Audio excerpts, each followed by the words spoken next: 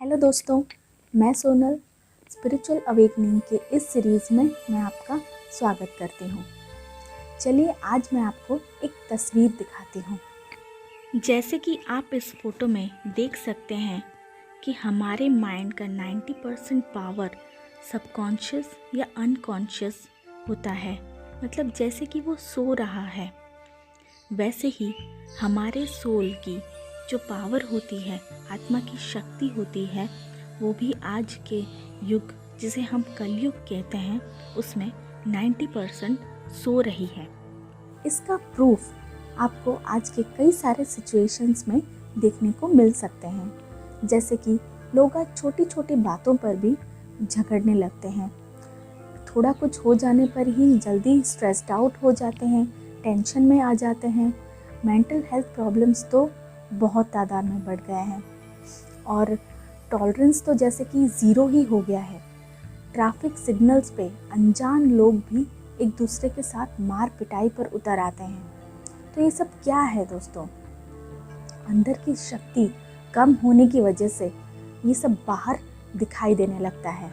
दरअसल ये शक्ति कम नहीं हुई है दोस्तों, वो अंदर ही सोई पड़ी है, जिसे हमें जगाना है।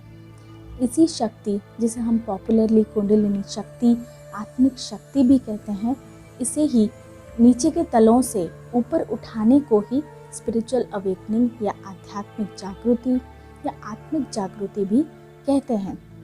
इसका एग्जाम्पल हम अगर लें तो जैसे कि एक दरवाज़ा बंद है और बाहर बहुत तेज़ हवा चल रही है, तो उस तेज़ हवा के फोर्स से, उस धक्के से वो दरवाज़ा अपने आप खुल जाता है। वैसे ही एक विंड मिल का एग्जाम्पल भी ले सकते हैं, जैसे कि हवा के फोर्स से वो जो उसके विंग्स होते हैं, वो जो चक्र होते हैं, वो अपने आप घूमने लगते हैं। वैसे ही जब हमारे शरीर में प्राण शक्ति, जो आत्मा की शक्ति होती है, वो जैसे ही उसका संचार बढ़ने लगता है, आत्मा की प्राण शक्ति बढ़ने लगती है, तो उसके धक्के से, उसके फोर्स से हमारे जो चक्र होते हैं वो खुलने लगते हैं।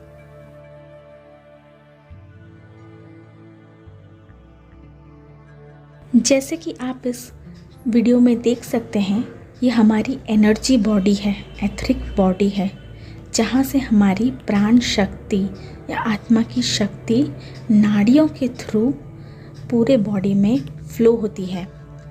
और जैसे जैसे प्राण शक्ति बढ़ने लगती है, कैसे हमारे ब्लॉकेजेस खुल रहे हैं और प्राण शक्ति पूरे बॉडी में ज़्यादा फ्लो होने लगी है।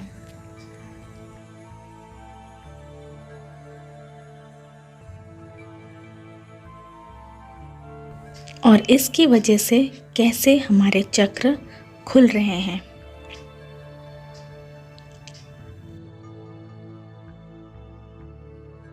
अगर आप इसके बारे में थोड़ा भी सर्च करें या कुछ ढूंढने की कोशिश करें तो आपको काफ़ी भयानक और डराने वाले नतीजे मिलेंगे, जो ये कहते हैं कि कुंडलिनी शक्ति को जागृत नहीं करना चाहिए, उससे इंसान पागल हो सकता है, काफ़ी डेंजरस होता है ये, वगैरह वगैरह। अब ये सारी बातें पूरा झूठ भी नहीं है और पूरा सच भी नहीं है दोस्तों, क्योंकि जैसे ही किसी और टेक्निक को सीखने के लिए हमें एक टीचर की और प्रॉपर स्टेप्स जो होते हैं, उसका प्रोसीजर होता है, क्या करना चाहिए, कैसे करना चाहिए, वो ठीक से फॉलो करना होता है, वैसे ही इसमें भी आपको एक टीचर की ज़रूरत पड़ती है, जो आपको स्टेप बाय स्टेप सब कुछ सिखाए।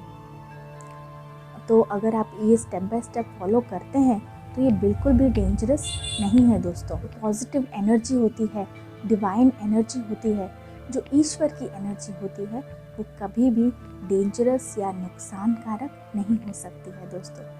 अब इसको करने के काफ़ी सारे तरीके होते हैं दोस्तों।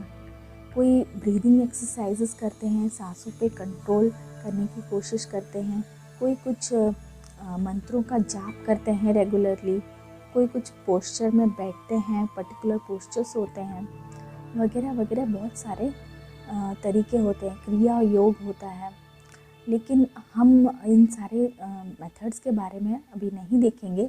हम एक बहुत ही सिंपल मेथड के बारे में देखेंगे जो हर कोई कर सकता है, चाहे उसे मंत्र आए या ना आए, कुछ पोस्चर में वो बैठ सकता है या नहीं बैठ सकता, शारीरिक प्रॉब्लम है या नहीं है, किसी भी लैंग्वेज को जानता है, किसी भी धर्म का हो, पर वो इसे कर सकता है बहुत ही आसानी से, जिसे हम सोल कॉन्शियसनेस भी कहते हैं, जो राजयोग का पार्ट है। और बहुत अच्छी बात इस चीज़ की ये है कि हम जितना इसे करते जाएंगे ये उतना ही इजी लगने लगता है। तो आज के वीडियो में बस इतना ही। हम अगले वीडियो में कुंडलिनी चक्र के बारे में जानेंगे। कितने चक्र होते हैं, क्या होता है, उनका नाम क्या होता है, कितनी नाड़ियाँ होती है, ये सब देखेंगे। तो तब तक के लिए बाय।